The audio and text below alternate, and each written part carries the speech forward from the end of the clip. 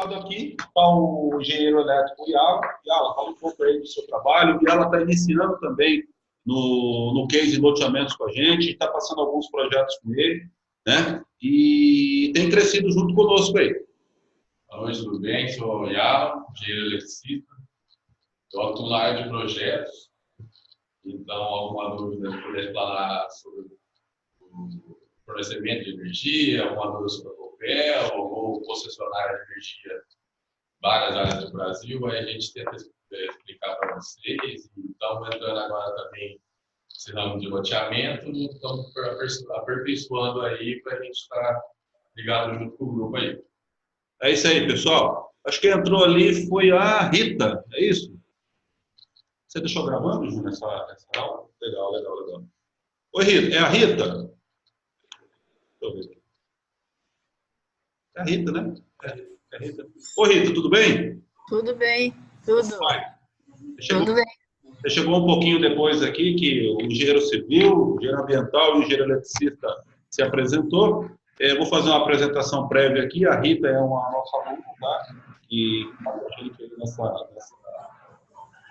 projeto nosso de disseminar o conhecimento, né? Compartilhar, dividir para somar. Então, hoje aqui, Rita, vai ser uma aula bem dinâmica, diferente das outras, tá? Hoje a gente está em 3 envolvidos aqui, né? Geralmente, a gente faz um especialista em cada área que está formando essa equipe lote conosco, tá? A gente vai iniciar aqui para ficar mais rápido e dinâmico com as perguntas lá do Maurício Stack, que ele fez aí para a nossa engenharia civil, para questões relacionadas à parte elétrica também, né, que diz respeito aos loteamentos. Então, a primeira pergunta, o Bacari já vai iniciar aí, viu, Maurício? Legal? Legal, tudo bem. O engenheiro já vai explanar para a gente. Fala. Bom, então, para que os outros possam saber a pergunta, né? Isso.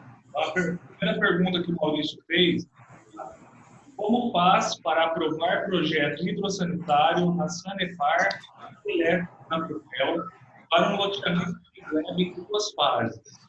É preciso fazer 2 projetos distintos, tendo um para cada fase, ou aprovar um projeto só? Tá?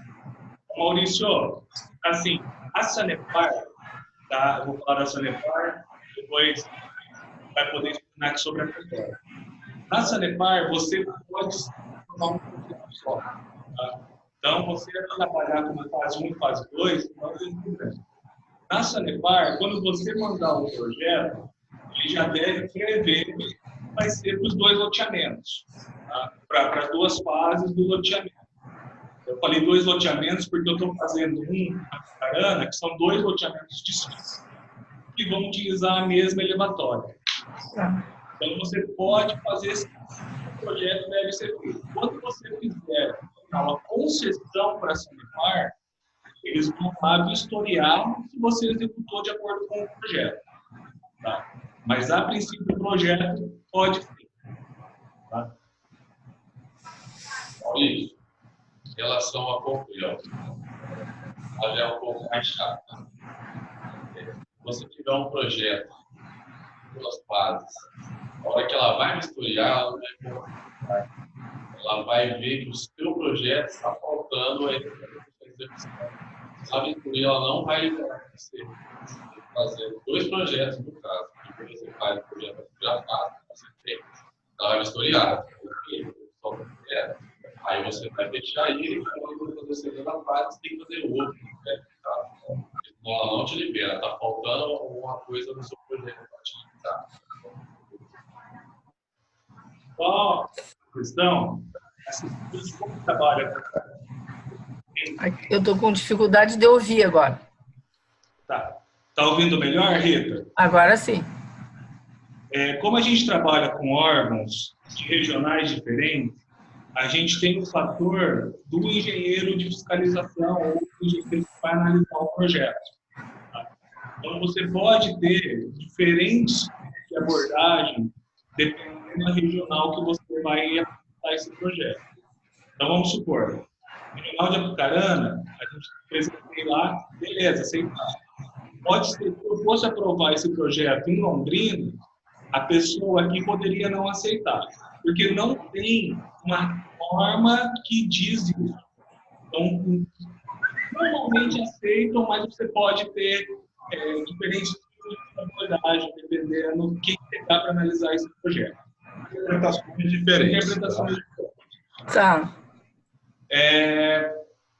Ele perguntou também, nesse sentido, isso foi até de elevatória, aqui, no caso do projeto de esgoto, vai precisar instalar uma elevatória, que vai estar na segunda etapa. Então, assim, a Sanepar, na verdade, não é que ela libera a primeira etapa antes. Você vai executar a elevatória e essa elevatória vai estar ligada na primeira etapa. Porque, como você deixar esse pessoal na primeira etapa, função final do executivo.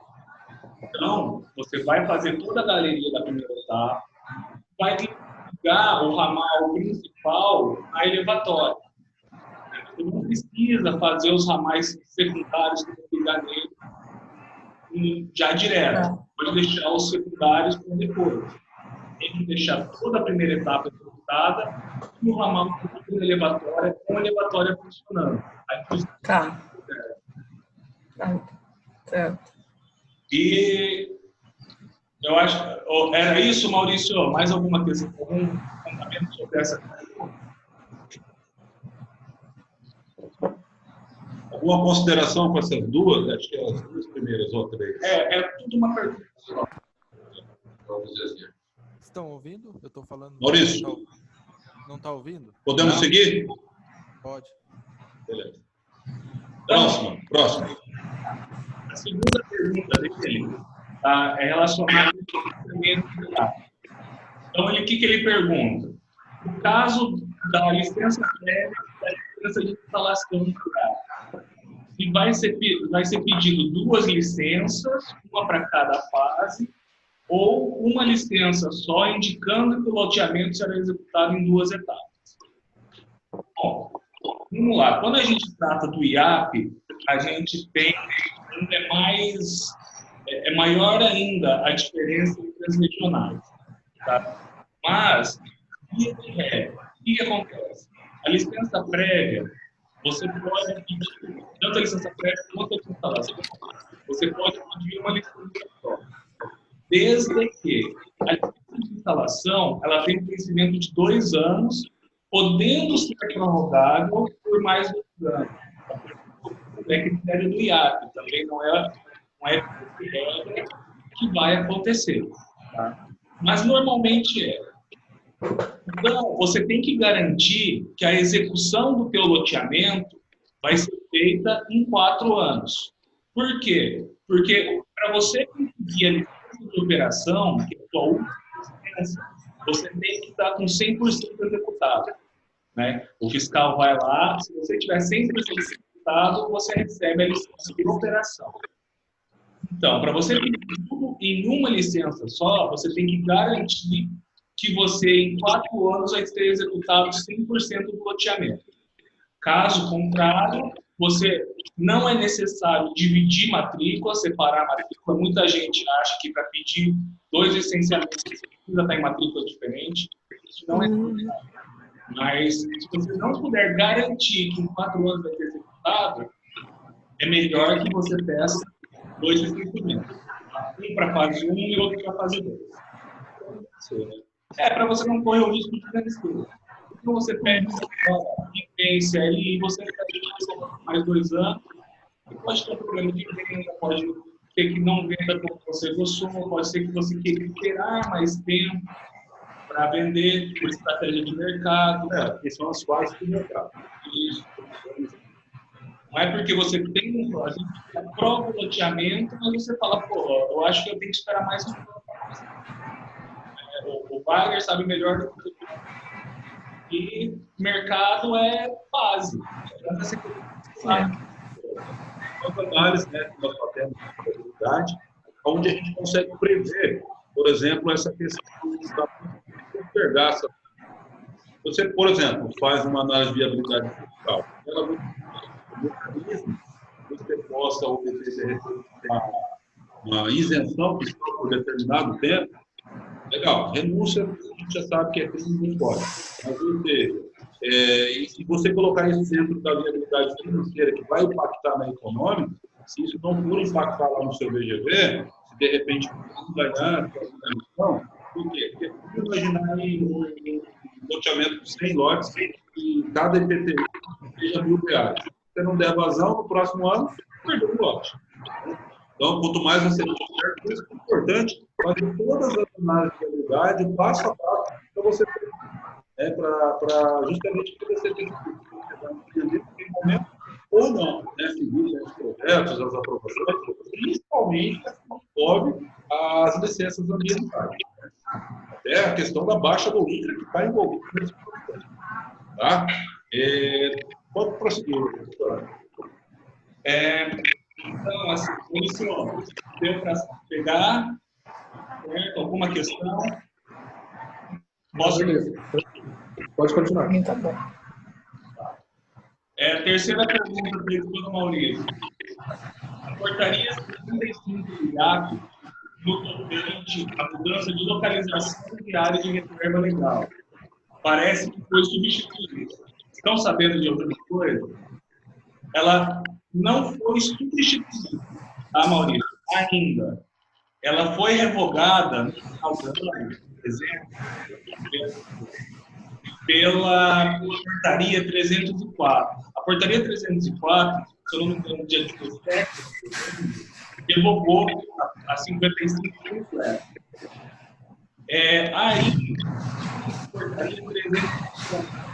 A portaria 311 também, no final do ano, ela fala de substituição de reserva legal, mas no que consiste a ela se tornar uma área verde urbana.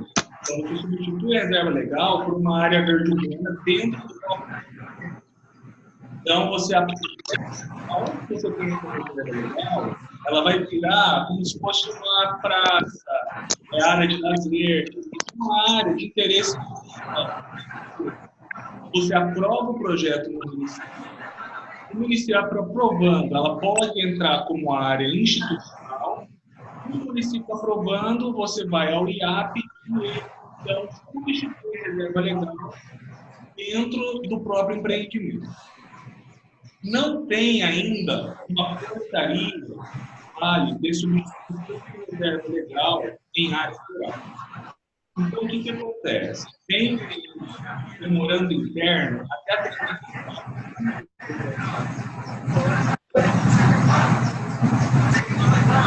a não estou ouvindo. Mas esse memorando interno diz o quê?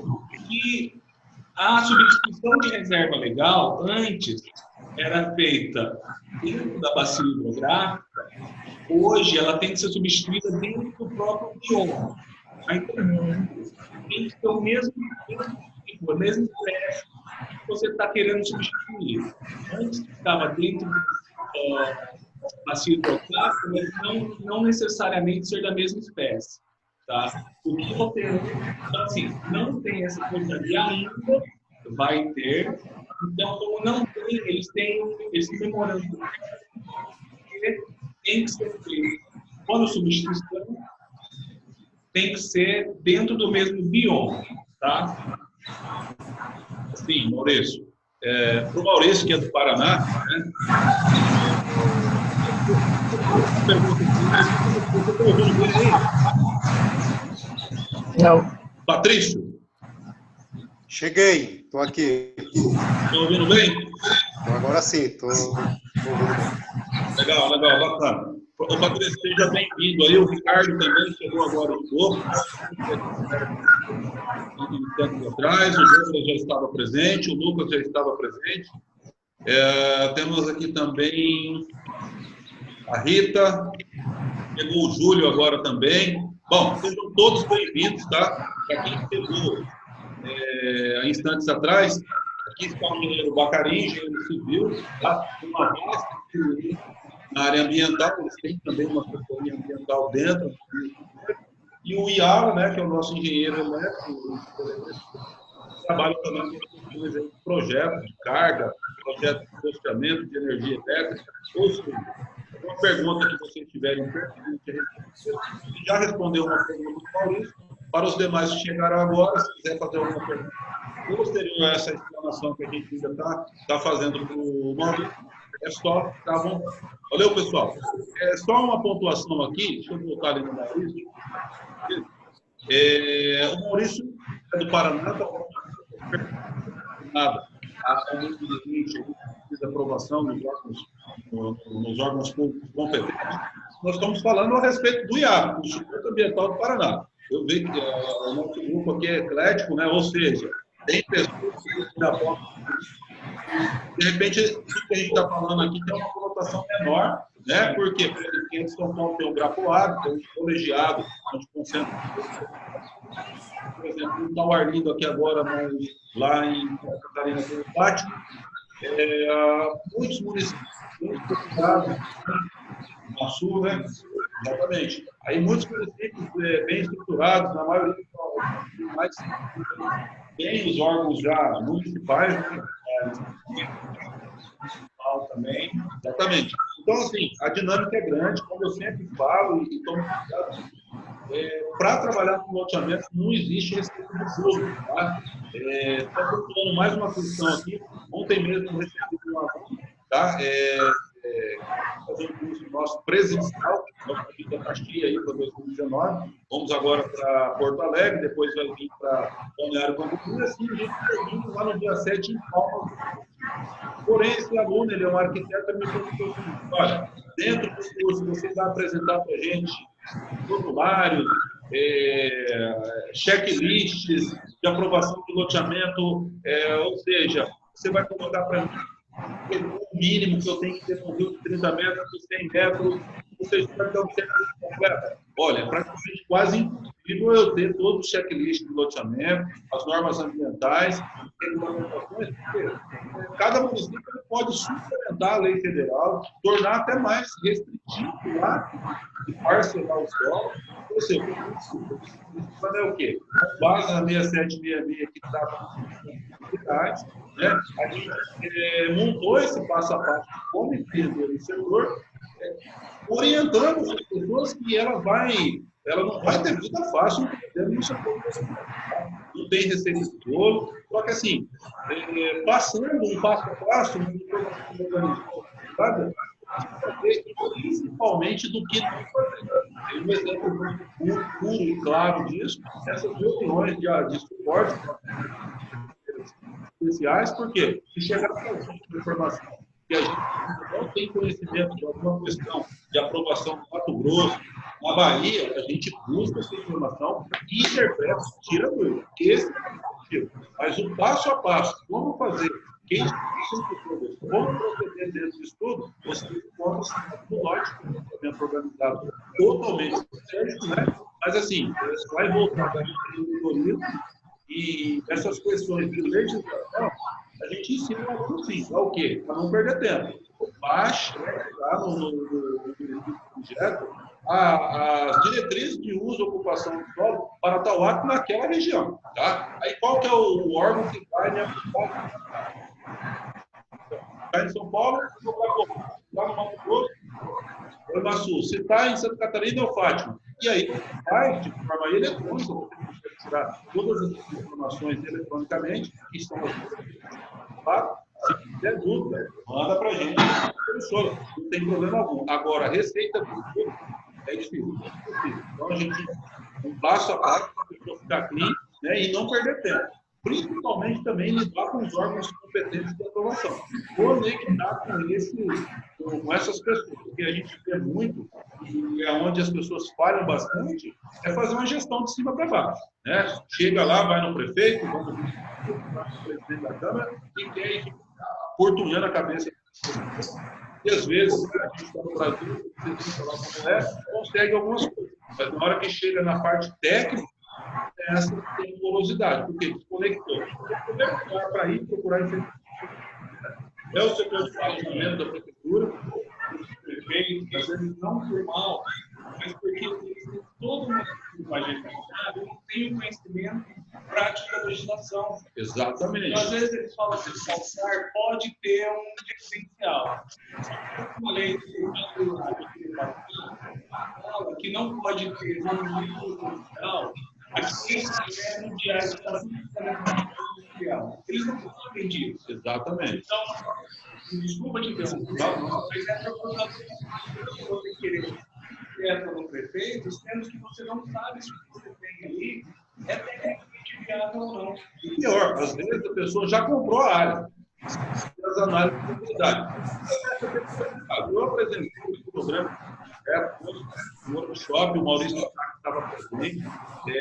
Eu consigo aprovar os projetos suplementares em menos de um ano. Isso é uma diretriz. Mas é uma regra? Não, é uma exceção. É para você se basear. Mas, ou seja, você vai ter que usar muito essa questão de buscar mais informações para poder proceder com o fato. Porque senão, nós temos casos aqui de 10 anos. Pessoas tentando aprovar loteamento em 10 anos, gente, uma década, tentando aprovar. Não é que vai vender. Mas voltando aqui para ficar a informação. O Maurício, o workshop que nós tivemos em Londrina, nós vamos estar agora. Nós vamos estar no dia 19, Júnior, em Maringá, é isso? Maringá, nós vamos estar no dia 19, ministrando o workshop. A portaria 55, ela foi revogada no dia 17 de dezembro do ano passado. Ela durou por longos 4 anos, muita gente teve esse benefício. Eu mesmo fiz várias vezes, vários loteamentos para realocar a reserva legal, né? Mas chegou ao fim dela. E agora veio a 304 que revogou ela inteira, e a 311 agora que dá uns dispositivos gerais, né? Algumas questões a serem pegar para o investidor poder executar o loteamento. Mas, assim, tem a questão do bioma também, né? É uma mudança que teve uma alteração, mas o Bacari já não é nada para a gente. Ela mudou recente. Quando eu falei dela no workshop do dia 13 de novembro, ela estava vigente, tá? Legal, pessoal? Então, passa para a próxima embaixo. A última pergunta aqui do Maurício, que eu estou também, tá? Então, ele fala sobre qual a profundidade mínima que o IAP exige para sondagem e loteamento. A sondagem, essa, se tratando de rocha, né? Então ele fala, ou seja, a quantos metros posso ter profundidade ou material impenetrável. Ô Maurício, para rocha,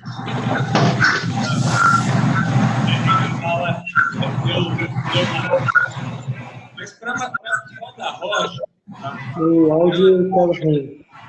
Oi? O áudio está bem ruim. O áudio está ruim mesmo. Deu uma melhorada? Melhorou um pouco? Desliga o ar, Melhorou. Agora melhorou. Parece que está tendo uma interferência. Espera só um pouquinho. Maurício, eu acho que o seu áudio está muito alto. Eu também não estou conseguindo ouvir bem. Abaixa um pouco o áudio de vocês. Vê se dá uma melhorada no áudio.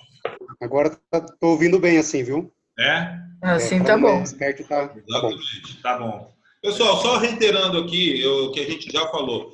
Vocês escutaram bem a minha explanação? Quer que eu repita por causa desse problema do áudio? Para mim tá bom. Tá ótimo? Não precisa, Wagner. Só o comecinho ali da parte da sondagem. Sabe? Então, assim, dessa questão de para bater rocha, o IAP, isso não é um impedimento ambiental para o IAP. Tá? Por quê? Isso vai mais para a parte construtiva.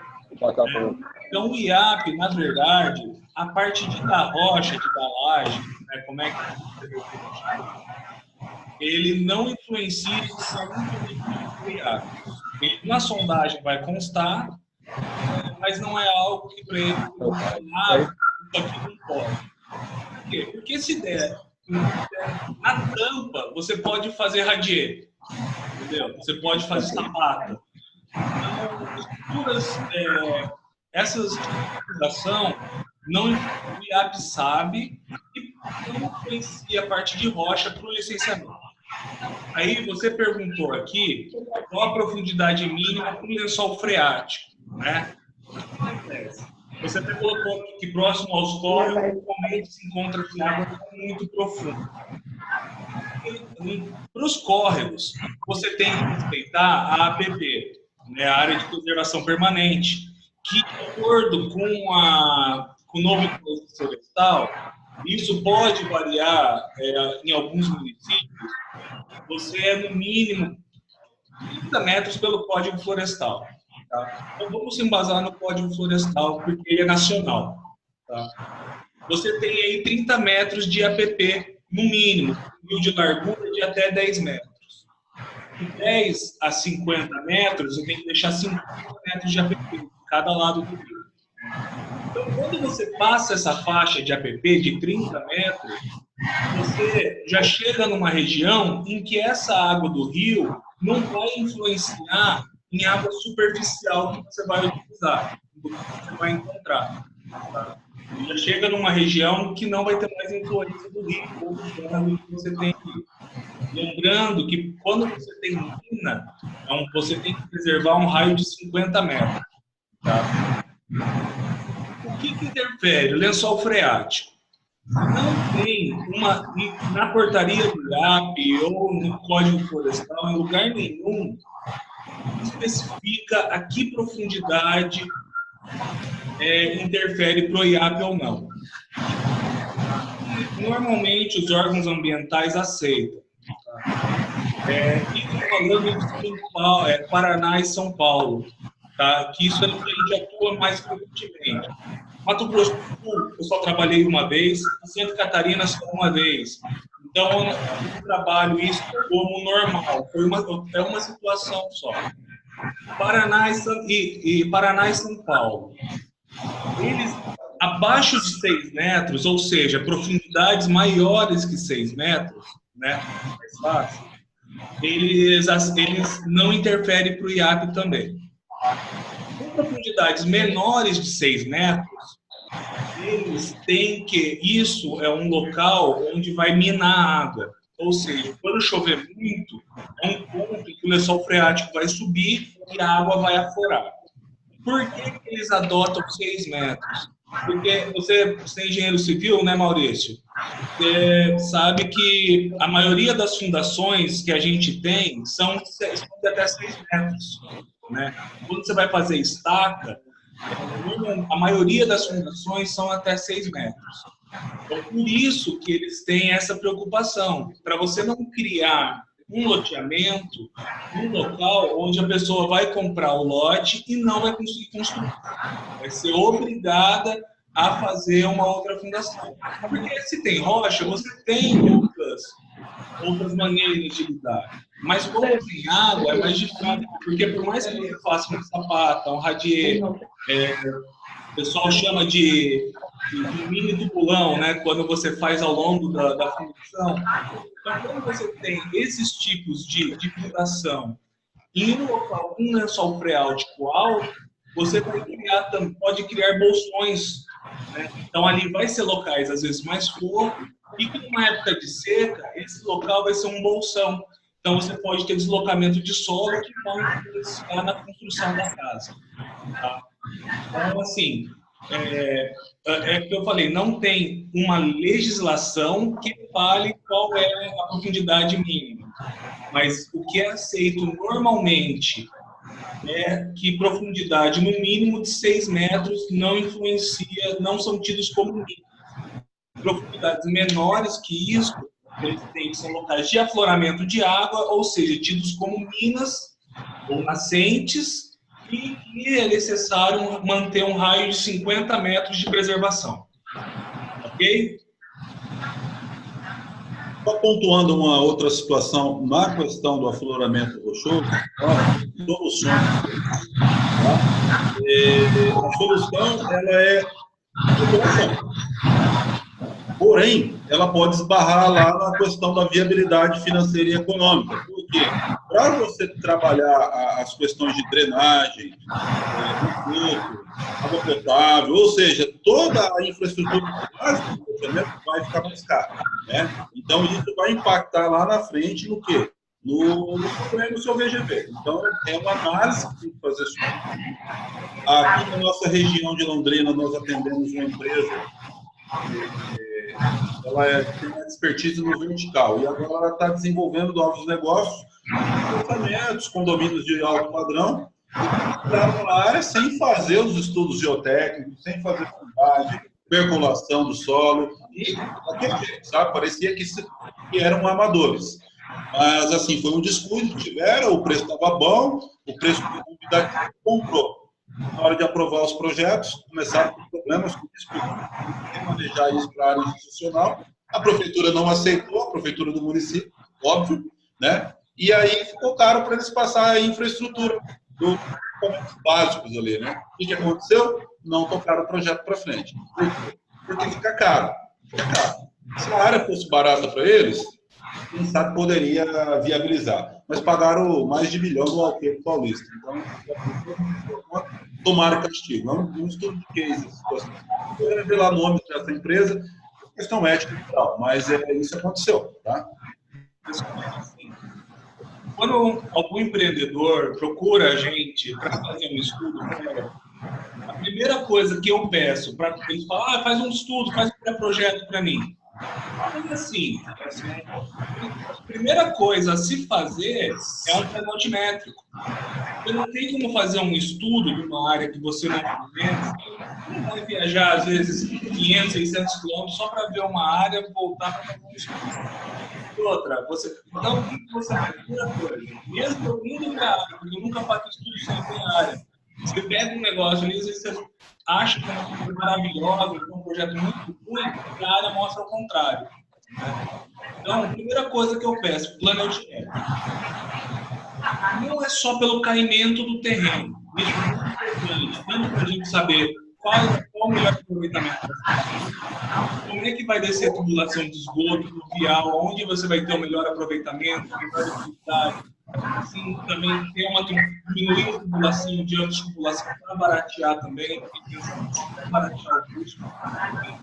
A gente pensa em parceria dos dois lados, então a gente pensa também no empresário. Mas também para ter conferência de matrícula. Várias vezes peguei estudo para fazer, que depois teve que ser feita a retificação de matrículas. Aí todo estudo que eu fiz foi por água abaixo. Porque, perde 1 metro, perde 2 metros na lateral. Mas isso aí você perdeu, porque não dá já o arruamento mínimo de cidade de prédio, de 8. Você vai enquadrando, vai chegando, chegou na PP e você não consegue enquadrar mais. Então, nessa brincadeira de 1, 2 metros, você perde meia quadra inteira. Então, sempre se preocupar com os projetos necessários para fazer um preliminares de sondagem. Ele não eu não peço ele para fazer um estudo prévio, né? Mas ele é o segundo passo. Porque o estudo prévio, normalmente, o empresário quer gastar o mínimo possível, porque não fechou a área, não sabe quantos quilômetros vai andar, não sabe quanto vai ter que gastar de pavimentação. Então, beleza, fechou o estudo prévio, foi lá, fechou o contrato, vai ter, aí faz o próximo passo, já é um projeto de sondagem. Por quê? Para saber essas coisas. Ele tem uma estimativa de execução, mas ele não tem o real. Então, aí já é o segundo passo, mas tem que ser logo em seguida. Só não é feito antes para reduzir custo, antes de fechar o contrato. Para a gente atender o empresário, mas a gente coloca esses como primária, né? Sim. Mas o empresário, geralmente, ele quer o quê? Ele quer o melhor dos dois mundos. E, assim, para a gente conseguir fazer que fique harmonioso, pelo menos o plano altimétrico não tem como, tem que ser feito assim. E a área tem que ser, óbvio, tá?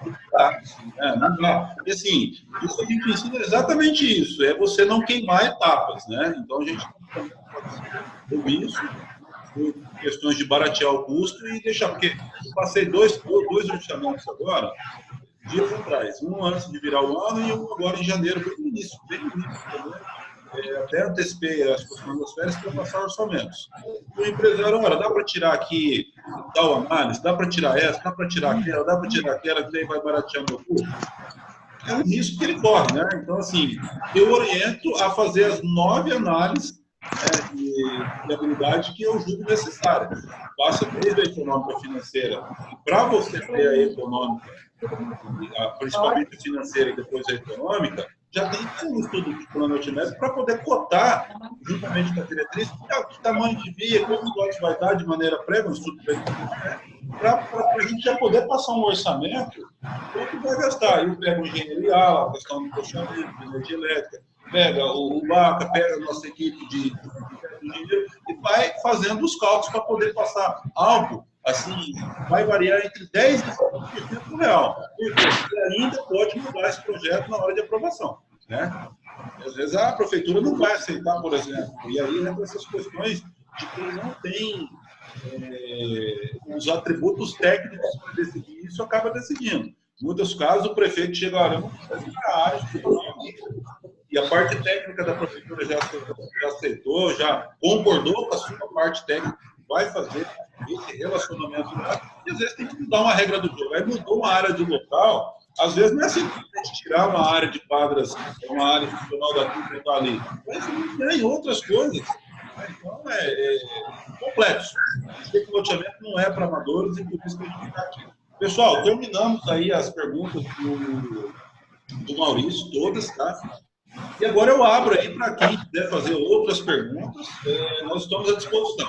Temos aí 20 minutos pela frente, eu posso até ficar um pouquinho mais, eu vi que tem pessoas que chegou depois, né? Por exemplo, parece que o Vandic entrou aqui, lá do está aqui, o Vandic Pessoa. Bom, ele não está assim. Então, ou seja, teve mais pessoas, o Júlio também está aqui presente conosco, o Ricardo, né? O Douglas, então agora é com vocês. Quem se habilita aí fazer pergunta para a gente? Voltado hoje para essa quarta-feira especial aqui. O Bacarim, que tem muita experiência na área ambiental, para o Iala, né, que tem vasta experiência também, está iniciando conosco na nossa equipe agora, nas questões que diz respeito à parte elétrica do empreendimento. Vamos lá, pessoal.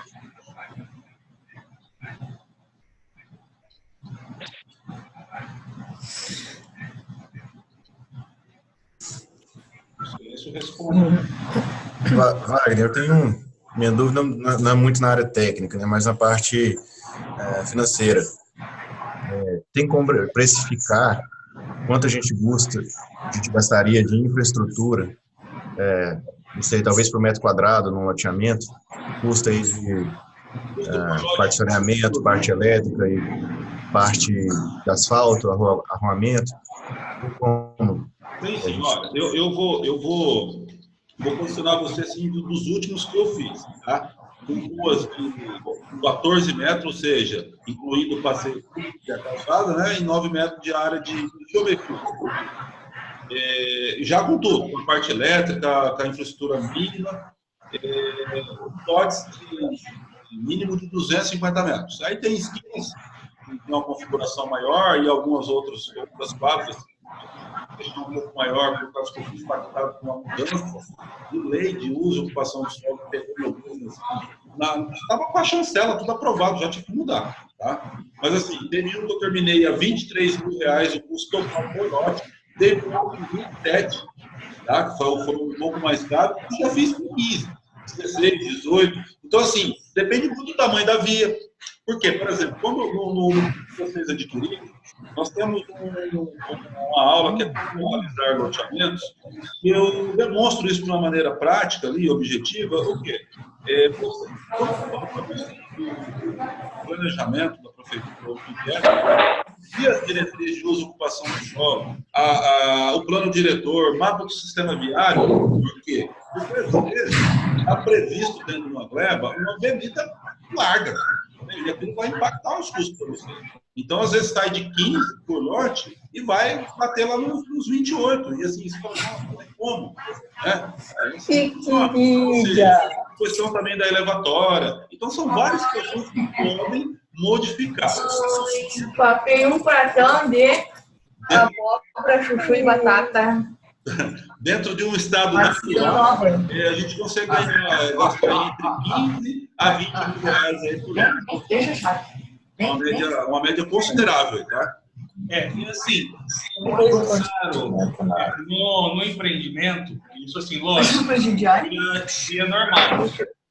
É a movimentação. Então, você compensa, a gente faz um projeto, o proprietário fala, pô, mas esses lotes ficaram muito grandes. Mas é porque é melhor você deixar aqueles lotes maiores do que gastar com pavimentação. Então ele não vai ter você não vai ter um retorno, mas você deixa de gastar. Então são vários macetes, vários truques que a gente tem aí pela prática, que na execução a gente consegue economizar, na parte de pavimentação, produção de calçada.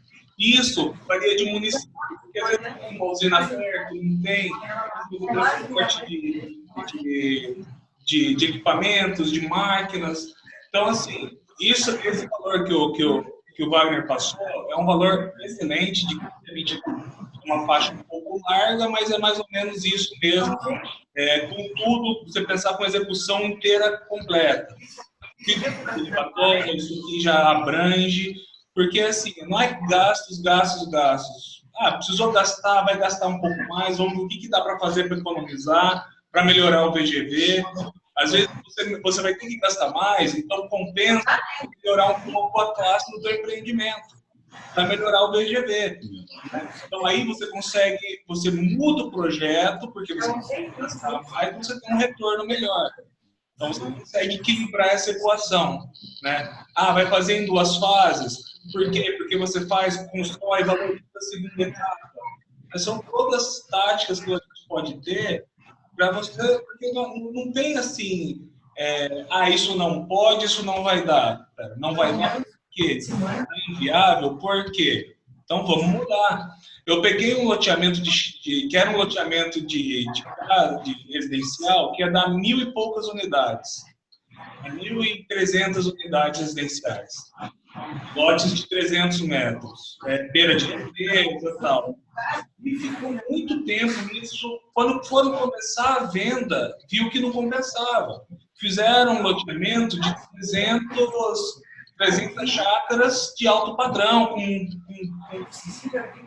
uma pista de pouso com aeroporto de 1.500 metros de pista. Mudaram totalmente o conceito.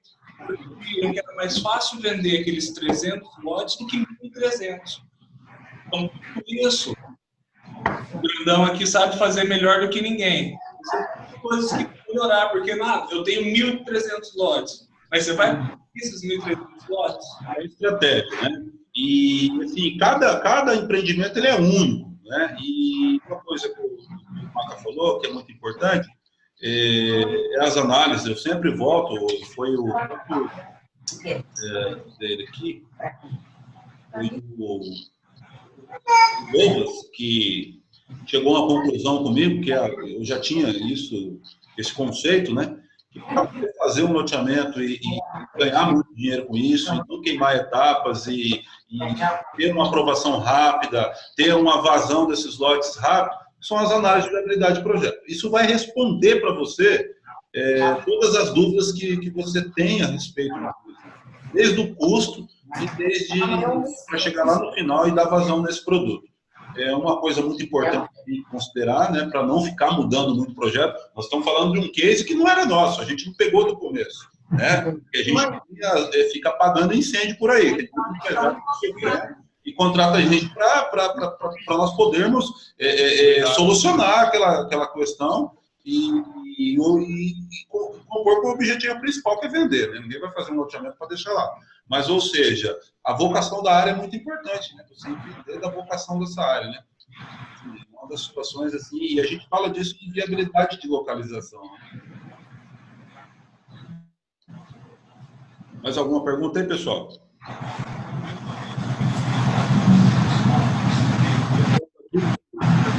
Pode ser colocado de forma geral, tá? Mas também pode ser específica, né? Está aqui de novo, reitero que o engenheiro elétrico, o Iago, e o Bacarim, que é um expert aí na parte ambiental e engenharia. Eu tenho uma pergunta. Quem? Júlio, tenho uma pergunta. Manda bala, Júlio. É o seguinte, até duas perguntas. Pode ser três Uma também. com relação à servidão de passagem de linha de transmissão. Nessa gleba rural, mas que não seja aquelas torres, né? Aquelas torres maiores, né? Sejam postes, vamos dizer, acredito que seja aqueles mourões, né? É uma linha de transmissão, mas não alta, vamos dizer. Essa possibilidade de migrar, através de uma conversa com a companhia elétrica, né? Para outra região, uma região próxima que não venha afetar os lotes dessa gleba. Chegou a me ouvir? Coisa na boca, não. Eu vou replicar aqui, Júlio, para o nosso engenheiro elétrico, Vai tomar banho? para ele responder para você. De passagem pelas linhas de alta tensão. É sabido, recuo ainda mais. O Júlio quer saber se tem a possibilidade de negociar com a companhia concessionária de troca, né? Júlio, isso está conseguindo me ouvir? Estou te ouvindo. Ela vai te negar esse pedido. Eu posso dizer, mas provavelmente impossível. Por quê? Porque você tem até uma área de recuo, você não pode construir nem próximo das linhas de alta tensão. Elas são muito perigosas e estão destinadas aqui. O que ela vai te fazer? Ela vai ela vai lidar com você, passando todo tipo de linha de transmissão para você. Ela vai replicar postes menores, passando pode ser até por um meio de propriedades privadas. O motivo de ser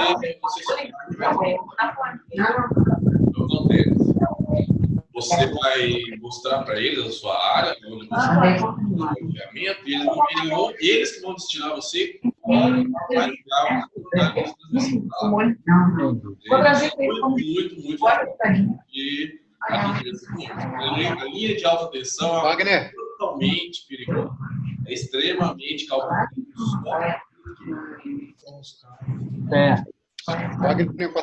Deixa eu só fazer uma pergunta para você me desculpa. Quando você fala de linha de alta tensão, é a linha de transmissão e não a rede primária, né? Não é rede primária, não. Não, então tá. É porque, por coincidência, hoje, um empresário falou de linha de alta tensão, mas ele queria dizer rede primária. Você só me desculpa, foi só por causa dessa coincidência que eu perguntei. Não, tranquilo.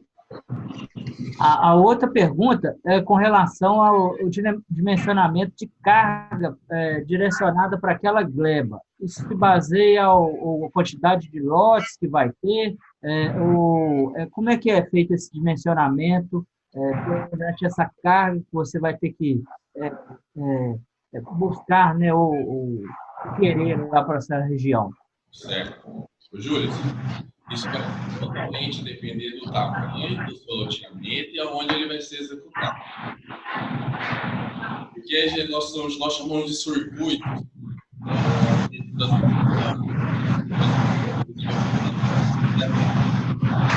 Maior, na sua área, tem uma perda de tensão. Na norma técnica, a gente fala que isso é 100%. O que acontece?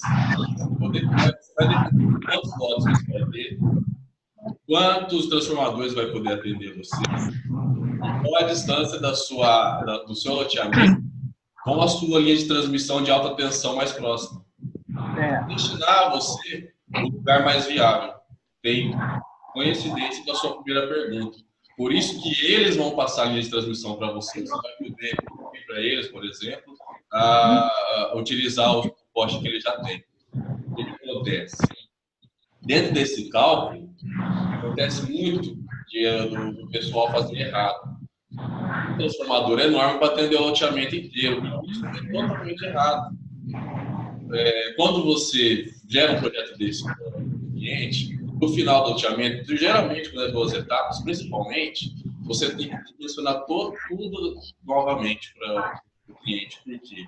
Porque esse cálculo de perda de tensão dentro do seu loteamento, ele, quanto maior, você vai ter mais perda. Então, o dimensionamento, a tensão que você vai utilizar lá, ela tem que ser um estudo em cima do seu loteamento. Então, por isso, cada um tem um cálculo. Agora, com relação aos preços desses transformadores, aí quem que arca com isso? Como é que é? Então, a preço de transformadores, custeamento, ele entra dentro dessa parte que o Wagner falou. O custo de 15 a 20 até 23 mil por loteamento. Eu consigo explanar melhor para você dentro de um projeto. Fizemos um projeto ano passado, um loteamento. O projeto ficou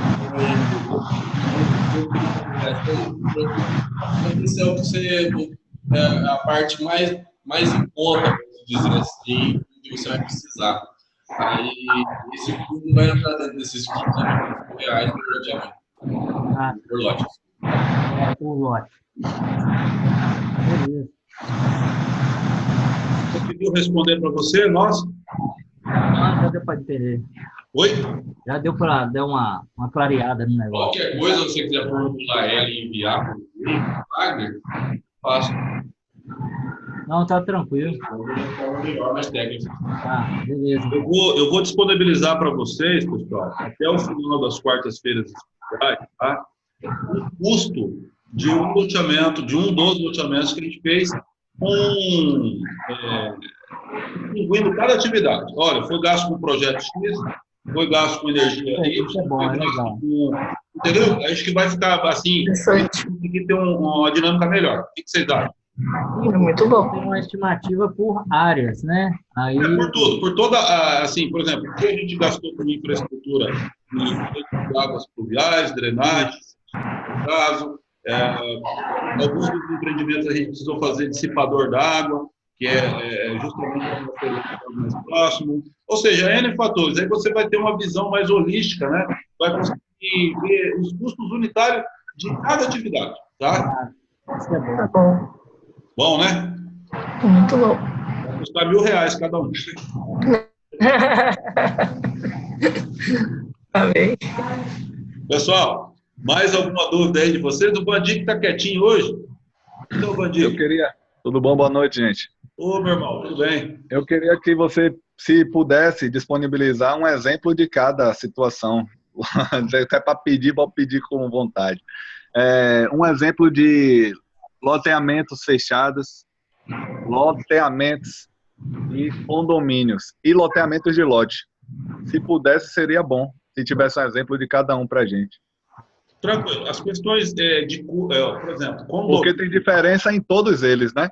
Existe diferenças, Bandic, mas assim, a questão mesmo de infraestrutura mínima, basicamente eles são iguais, tá? Porque assim, o loteamento convencional, que é aquele que todo mundo conhece, o aberto, o loteamento fechado também, o que vai diferenciar vai ser os custos que você vai empregar em área de lazer, entretenimento, esse tipo de coisa, vai diferenciar. Não tem como a gente colocar isso, porque vai variar, né? O menos burocrático é o condomínio de lotes, né? Sim, no seu caso, o condomínio de lotes, ele vai ser o custo praticamente um loteamento convencional, tá? A infraestrutura básica, porque no condomínio de lotes também vem o agregado, né, que é as áreas a área de lazer, entretenimento, muro, perfeito, muro, controle de acesso, isso daí não tem como mensurar. Aí teria que fazer um pré-projeto. Depende do projeto, varia de cada projeto. Assim. Cada projeto é único, né? Qual o público-alvo, né? Porque assim, o condomínio de lote...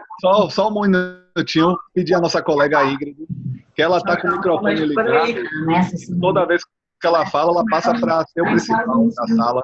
Oi, Ingrid. Teria como você desligar o seu microfone? A Rita, acho que Só me avisa que eu... Teria como desativar seu microfone? Deixa eu falar com ela aqui, Vandic. Viu? Peraí. Oi, Rita. Sim. Você tem como abaixar um pouco o volume do seu microfone? Deixa eu ver. Desativar. Peraí um pouquinho, só um pouquinho. Vou dizer. Eu sou muito zero ainda nessa história, viu? Eu estou começando. Assim mesmo, Rita. Deixa eu ver. Onde é que está o meu? Não sei mesmo. Tá. Você consegue pelo menos... Vai um pouquinho. Vai um pouquinho. Tá aqui. Achou? Abaixa ele um pouquinho ou silencia ele. Aí quando você for falar, você abre, tá? Só tocar na tela. Podemos prosseguir? Podemos, sim. Agora fica melhor.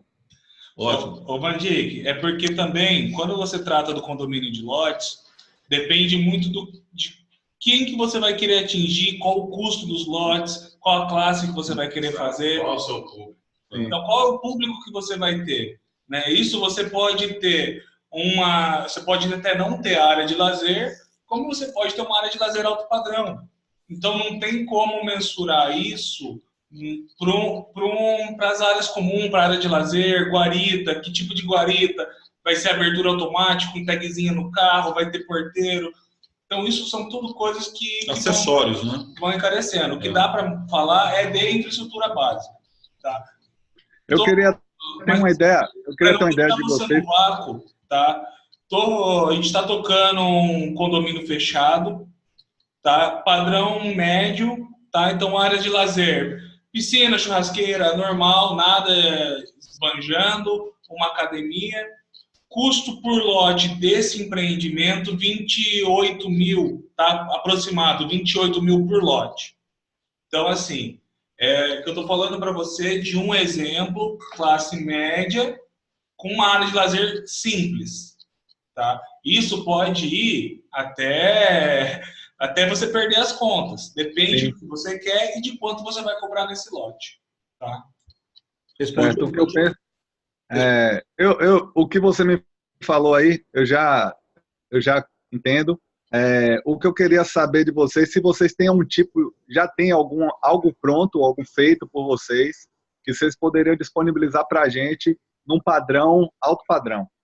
Pronto. Eu tenho, Vandic, e ele está um pouco obsoleto, porque ele já foi lançado há anos atrás. A gente teria que dar uma atualizada, atualizar, né? A tabela de custos, né? Porque assim, são empreendimentos de anos atrás. Mas eu vou dar um jeito de passar algo assim para você mais próximo, mais atualizado agora. Valeu? Tá bom, obrigado. Sucesso. Valeu. É nosso sucesso. Tamo junto. Pessoal, mais alguém aí? Vou disponibilizar mais 10 minutos, tá? Vamos lá, Patrício, você está muito quietinho hoje. Estou só ouvindo hoje. Você estava sumido esses dias aí, não apareceu? Eu estava com compromisso, cara. Acabou não dando para ficar presente aqui com vocês ouvindo as aulas. Tranquilo, mas estamos sempre à disposição. Valeu, Patrício? Beleza, obrigado. Sucesso. O Ricardo. Eu quero fazer mais uma pergunta. Ah, sim, tudo bem. Vamos voltar lá pro Vandic, depois a gente vai lá pro Ricardo. Queria saber se existe por vocês um cálculo já estabelecido por tarefa em relação à posteação, a relação a meio-fio. Já existe uma estimativa de custos para o projeto ser estabelecido. Por exemplo, em loteamentos 10 por 20, custo por metro quadrado. A distância do poste é de 50 metros, de um poste para o outro. A altura do poste tem que ser de 10 metros padrão, cabeamento, etc. Vocês disponibilizam tudo isso quando vocês lançam uma proposta para o cliente? E qual seria de fato o custo por perímetro? Tá. Olha, eu vou disponibilizar para você, Vandic, 2 respostas aqui. Poderia ser até 3, dos 3 stakeholders envolvidos, porque são visões diferentes. que é essa visão diferente? Vamos começar por mim, então. Quando eu vou formatar um business e apresentar para o cliente, como a gente já fez outros business, a gente tem uma média já do que custa a infraestrutura completa.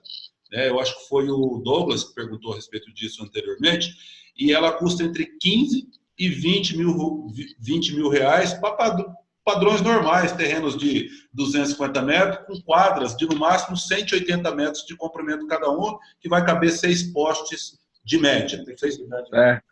Declividade até 15%, entre outros fatores, tá? Declividade é a questão do máximo de 30% da Lei MES 6766, porém, alguns municípios limita a 20%, tá? Ela não vai aos 30% da 66, ela já coloca a 20%. Mas esse aí é um outro case. Então, isso está incluso o quê? A infraestrutura básica, a infraestrutura mínima. Qual que é a infraestrutura mínima? Rede de águas potável, rede de esgoto, o asfalto, a rede de águas pluviais, drenagem, se precisar, porque muitas pessoas confundem a drenagem com rede de águas pluviais. Drenagem é uma coisa, rede de águas pluviais é outra. E aí também a questão do postamento, iluminação pública, tá? Então, esses são o básico do básico. E às vezes, se precisar, estação levatória. Por quê, se precisar? Porque muitas glebas que estão no entorno imediato da cidade já conseguem captar a estação que está próxima e compatibiliza projetos. Por isso que é importante essa análise prévia antes. Então, fica entre 15 e 20 mil reais para terrenos de no mínimo 250 metros. Testada de 10, de 12 ou de 15. Profundidade de 20 ou de 25. Tá? Dentro desse universo. Porém, as questões soltas, quanto custou o asfalto por metro quadrado? Às vezes custa 20, 25 por metro quadrado, 25 reais, entendeu? Aí você pega uma testada de 10 que tem uma largura de via de 9 metros, por exemplo. Então, você vai fazer por metro quadrado, de frente aquele lote custou 20, 27, 25 reais por metro quadrado do asfalto pronto, entende? Então, assim, são várias variáveis. O custo global é entre 15 e 20. Tá? E gira do Oiapoque ao Chuí, praticamente, essa situação. O que pode encarecer é aquela questão da viabilidade operacional que eu falei. No curso a gente fala que eu tive problema com caminhão-pipa, olha só. Né? Uma coisa assim, ridícula, mas assim, a gente não conseguia contratar um caminhão-pipa. E o business era em Londrina, eu não conseguia. E eu não queria mexer com prefeitura, entende? Então, assim, demorou lá 20 dias, ou não me recordo agora, 30 dias, para mim conseguir esse caminhão-pipa. Então, assim, ficou caro para mim, gerou morosidade.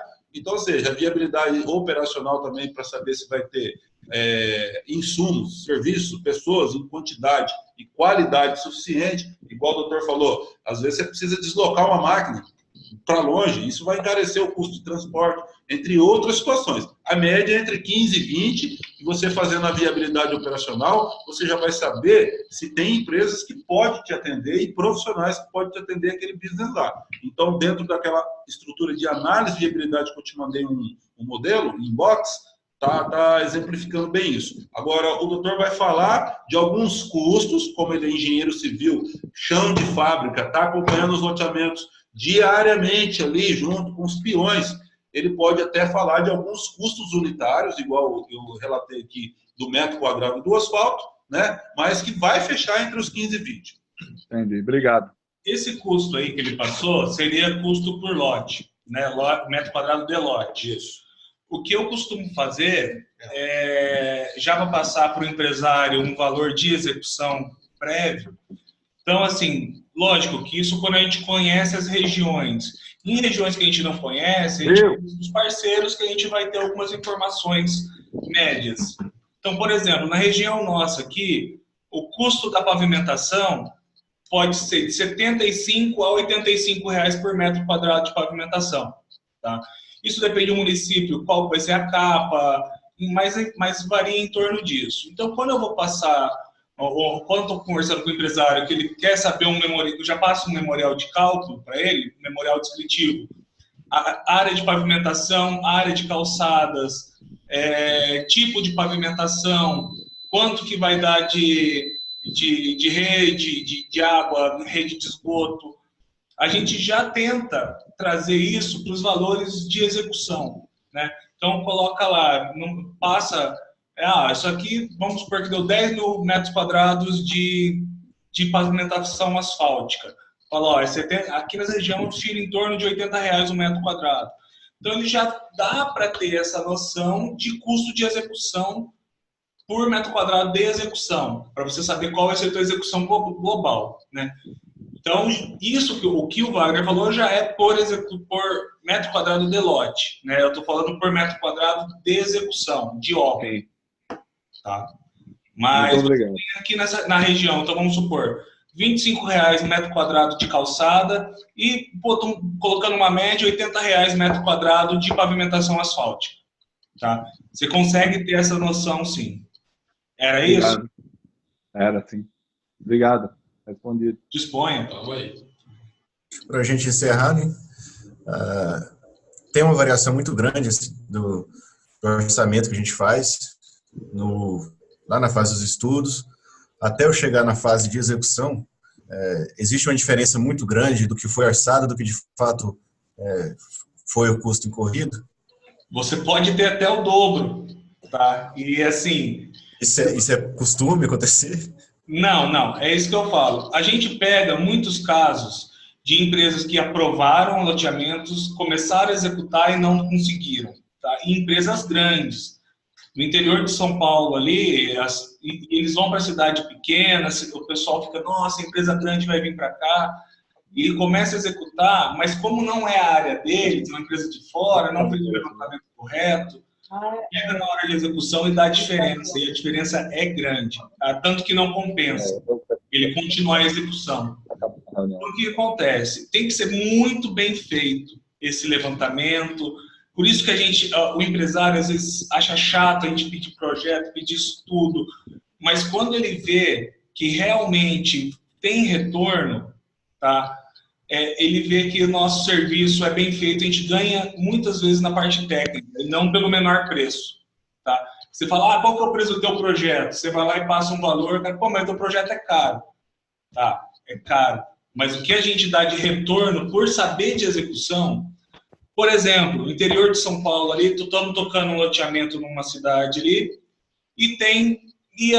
o custo de execução, a gente foi conhecer a usina, foi numa outra, conseguimos fazer um gap ali, que o custo de pavimentação lá, de pavimentação asfáltica, vai ficar R$45 o metro quadrado, tá, de execução.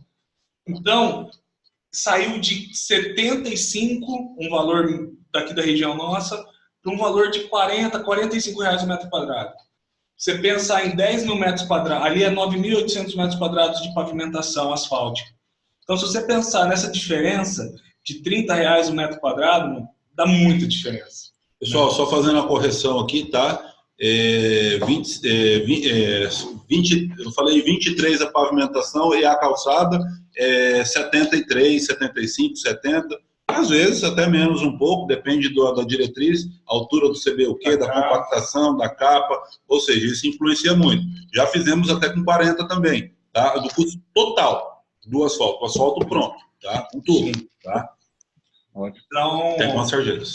Então você pode ter uma mudança muito grande se não for bem feito, e se realmente a gente tem um engenheiro que eu recomendo, que nos meus loteamentos 90% dos loteamentos ele atua, ele é só de execução.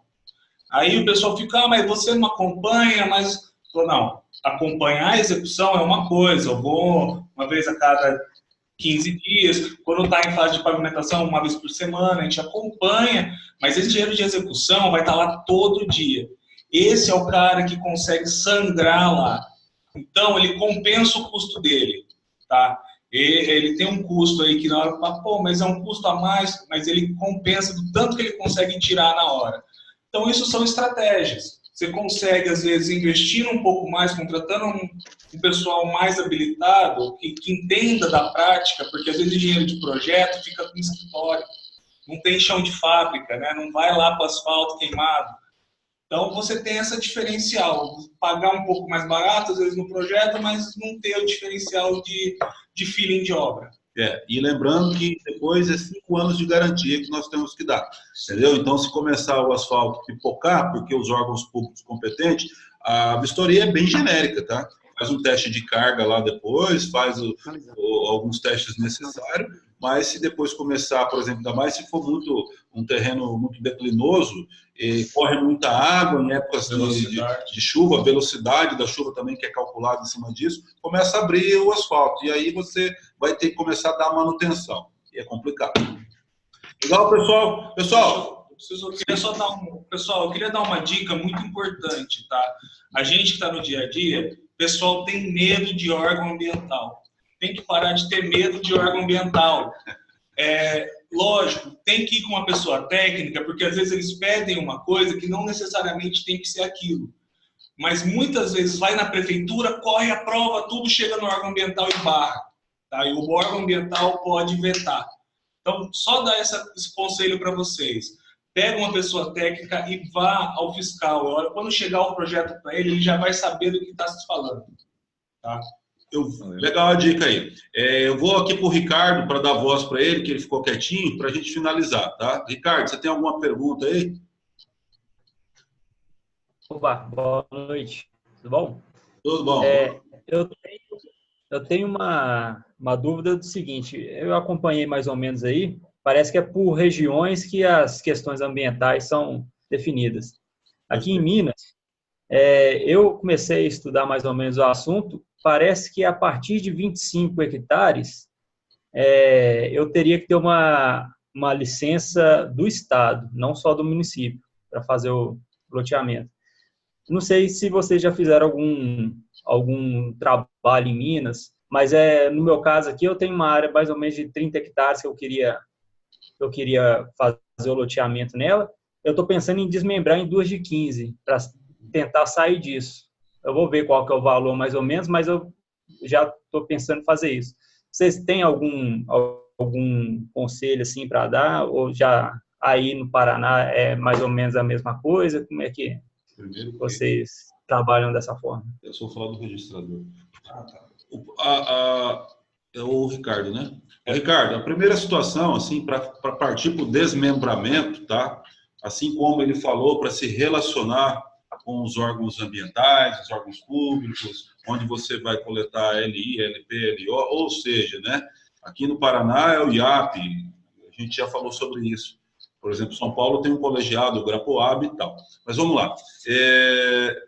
Desmembramento, desdobro ou subdivisão, como a gente está aqui falando com pessoas de diversos locais do país, pode ter uma interferência na questão de entender isso. Mas é repartir o terreno no meio, tá? Vamos lá. Primeiro passo, vá lá no registrador e faça uma consulta prévia com ele, tá? Porque, assim, a prefeitura e os órgãos competentes ambientais também, por exemplo, os ambientais, o próprio nome diz, vai cuidar das questões relacionadas à aprovação do meio ambiente, questões relacionadas ao saneamento, ao esgoto, etc. Mas a prefeitura, ela cuida dos aspectos urbanísticos, tá? E isso vale salientar. E o registrador dos aspectos legais, tá? Não que seja seu caso, mas já vale para conhecimento, tá? Consulte o registrador antes de você pedir o desmembramento dessa área, porque ele pode até conceder para você um desmembramento, e às vezes fica uma pergunta subjetiva.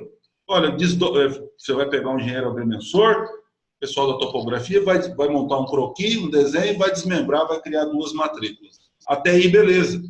Mas na hora de voltar com o loteamento, ele pode fazer uma alegação, ele pode estar achando que foi uma burla ao parcelamento do solo, justamente para você ganhar um benefício. Então, seja muito claro com ele. Ou seja, olha, eu estou pensando em fazer assim, por isso, isso e isso. Entendeu? Para ele já ter a ciência dessa situação. E a gente está tendo vários problemas agora com registradores que assim, a maioria dos registradores antigos, tá? Eles não era... A maioria tinha um conceito antigo, tá? Então, às vezes, foram nomeados, às vezes não passou por as questões de provas acadêmicas e tal. E a galera que veio hoje é toda a galera que se formou e foi assumir cartórios de registro de imóveis para o mundo, o Brasil afora. Então, eles estão pegando no pé dessa situação, tá? É só uma pontuação. Agora o engenheiro vai complementar aí. Ricardo, eu não trabalhei em nenhum loteamento em Minas Gerais, tá? Mas o que acontece? Aqui tem uma legislação, se eu não me engano, é federal e o Paraná segue, tá? Que fala o seguinte, primeira coisa, que é uma outra questão da questão de desmembramento de terra que acontece, de matrículas. Questão que o pessoal chama de lotes prontos, né? Eu sei que não é o exemplo que você deu, mas só para eu citar isso. Quando você tem uma parte da rua de frente, uma parte do lote de frente para a rua, você tem a possibilidade de desmembrar e trabalhar ele como lotes de infraestrutura pronta. Então, o que a gente chama de lotes prontos. É só fazer o parcelamento lá da matrícula, divide numa menor e você pode vender esses lotes. Tem um limite de você poder fazer 10 lotes a cada 6 meses, tá? Então, isso é uma coisa que você tem que tomar cuidado, porque senão você coloca que você vai fazer 30 lotes no teu cronograma de recebível para pagar a execução, só que você tem esse limite de 10 lotes a cada 6 meses. Se eu não me engano, isso é uma legislação federal que o Paraná segue. Mas, tratando dessa tua parte da matrícula total e desmembramento.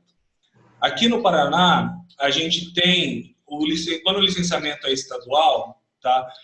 Aqui, por exemplo, licenciamento em algumas cidades é municipal. Para pequenos geradores ou pequenas áreas. Quando você aumenta a área, você vai para o licenciamento estadual. Tá? O que acontece aí? Você tem o licenciamento simplificado. Quando isso começou a valer ano passado, aqui tem muita gente que não sabe, então até isso, assim, muita gente da área, tá, que não sabe disso. Eu juro para vocês que toda semana eu falo isso para alguém e eu falo, nossa, mas eu não sabia.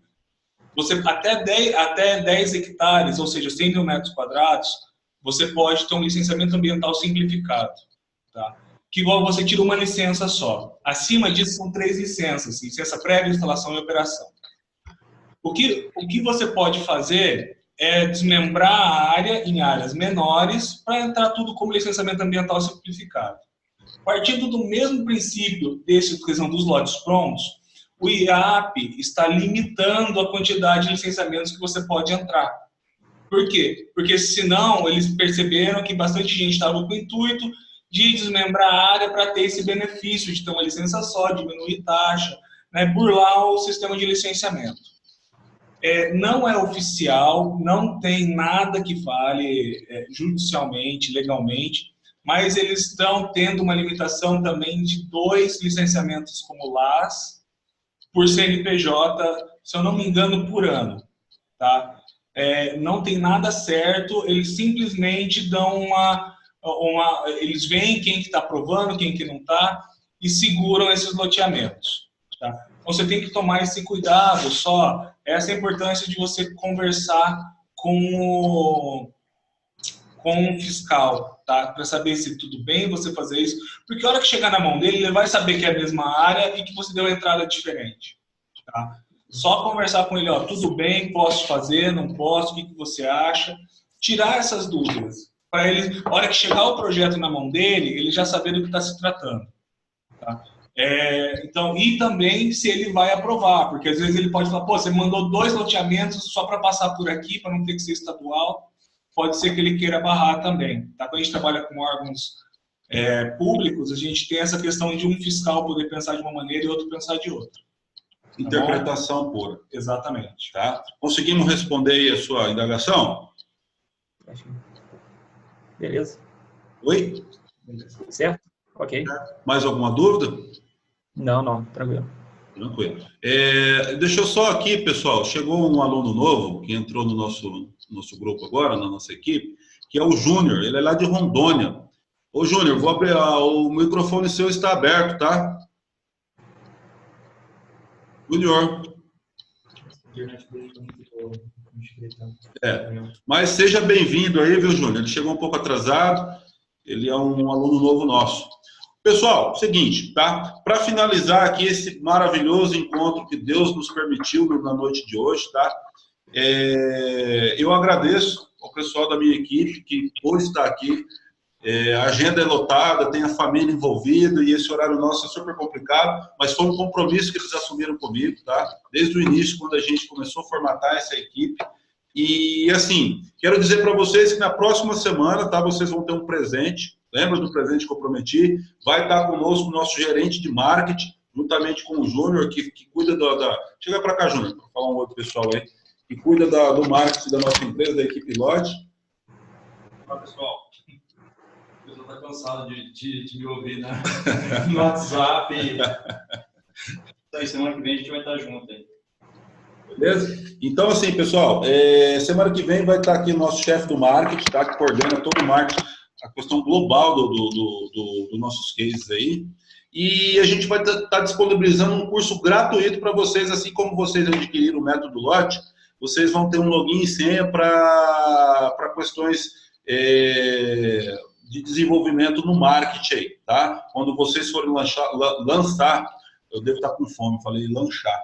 Quando vocês forem lançar aí o projeto de vocês, para vocês já terem noções de marketing, o que fazer, como contratar, como impulsionar aí uma publicação, como atingir o público-alvo. Então, assim, é um curso inteiramente gratuito que o Empreendedor de Valor nos forneceu para passar para vocês. É um presente dele para todo mundo aí da equipe Lote. Então, o Facebook assertivo, né, Júnior? Isso. Facebook assertivo. É um curso fantástico para quem quer ter noções de marketing aí, né? E todo mundo está buscando empreender para vender, correto? Né? Então, ou seja, qual que é o conceito natural do empreendedorismo? Facilitar a vida das pessoas. Então, é um presente que vocês vão ter, esse login e senha para acessar esse curso, e também ele vai estar aqui presente conosco para poder, assim como esteve hoje, na noite de hoje, o engenheiro Yala e o engenheiro Bacarim, junto conosco. Valeu, pessoal!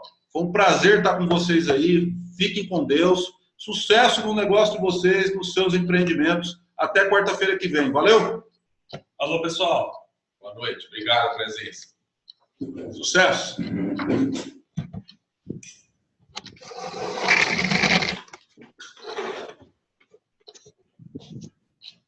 A gente deixa recordando ali, sabe?